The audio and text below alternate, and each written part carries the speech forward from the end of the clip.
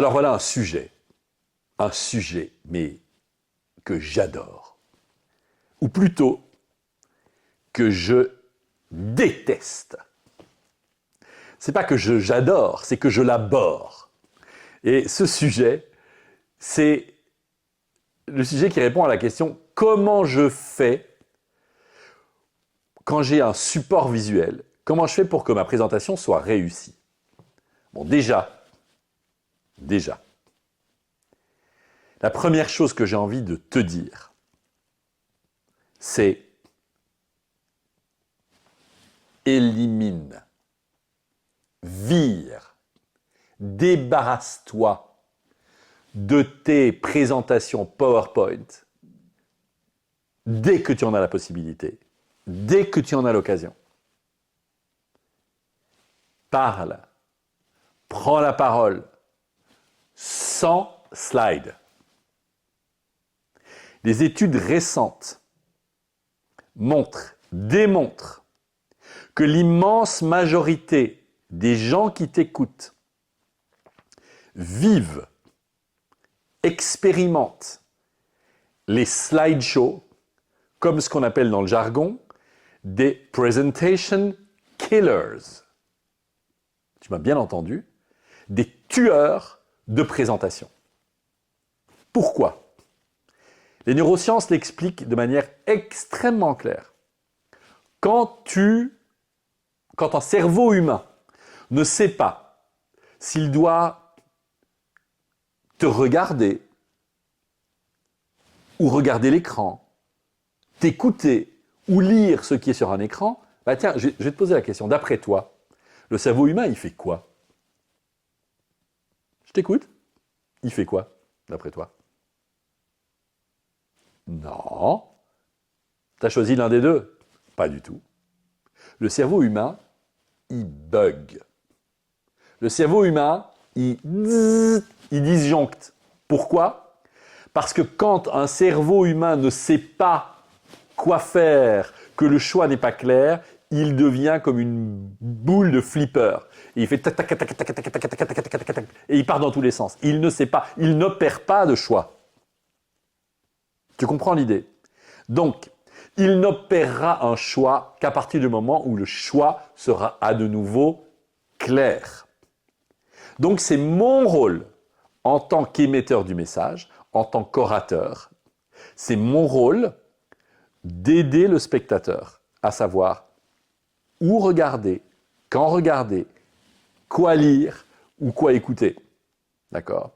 Donc, si tu élimines par le simple fait d'éliminer ton slideshow, tu te donnes toutes les chances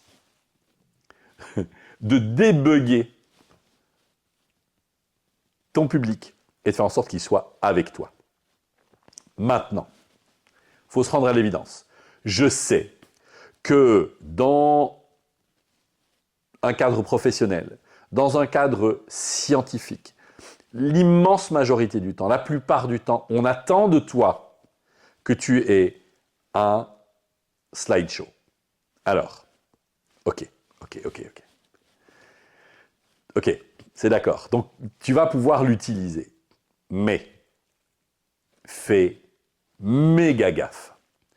Fais hyper attention. N'utilise qu'un nombre de slides hyper limité. 4, 5, 6. Et qui sont, écoute-moi bien, parce que le terme est important, des supports visuels. Des supports visuels. Je me permets d'insister lourdement. Il y a deux mots là-dedans. Il y a le mot support et le mot visuel. Support, ça veut dire qui soutient. Qui soutient. Qui est un vrai plus à ta présentation. Et visuel, ça veut dire, comme son nom l'indique, qui fait appel au sens de la vision. Le sens de la vision n'a rien à voir avec le sens de l'audition. Et quand tu écris un texte sur un slide et que toi, spectateur, tu lis le slide, ce n'est pas même si c'est avec tes yeux que tu le fais, ça fait appel au sens, la lecture fait appel au sens de l'audition. Et l'audition, et donc tu entends le texte à l'intérieur de ta tête, et ça n'a rien à voir avec le sens de la vue. Ça n'est pas une image, parce que on dit que la mémoire visuelle compte pour 60%, si bien entendu il s'agit d'une image forte. D'accord ? Si c'est du texte, ta mémoire visuelle, il reste rien. Donc, fais extrêmement attention à cela. Voilà, on a vraiment développé toute une méthode là-dessus pour pouvoir te permettre de savoir quelle information, quelle quantité d'informations, comment gérer ça, comment créer ça au mieux. Une dernière petite chose, ne confonds jamais. Ne dis plus jamais « Oh, j'ai oublié ma présentation à la maison ». Quand quelqu'un me dit ça, quand j'ai un de mes clients qui me dit ça, je dis « Pardon ?» Je ne semblant pas le piger, de ne pas le comprendre. Je dis « Quoi ? Tu as quoi ?» Il dit « Ouais, j'ai oublié ma présentation à la maison. » Ah bon ? Et elle est où alors ? Elle est sur la clé USB. Ah, ta présentation est sur ta clé USB. Ou elle est dans le drive, ou elle est sur un... Ah, elle est dans le cloud. Ah, génial. Bah, alors, vraiment, on est dans la mouise parce que pour moi, ta présentation, à mon avis, on ne parle pas de la même chose. Donc le gars, la fille, il comprend pas. Elle devient blême. Il dit, mais non, je l'ai vraiment oublié à la maison. Je dis, non. Écoute-moi bien. Ta présentation, c'est toi qui prends la parole devant un public. Ça, c'est ta présentation. Si tu as oublié tes slides à la maison, c'est que tu as juste oublié ton support visuel. Tu as juste oublié la cerise sur le gâteau. Mais ta présentation, c'est toi qui l'as fait, c'est toi qui l'as créé, c'est toi qui l'as dit, c'est toi qui la mets en vie par ta présence face aux autres lorsque tu prends la parole.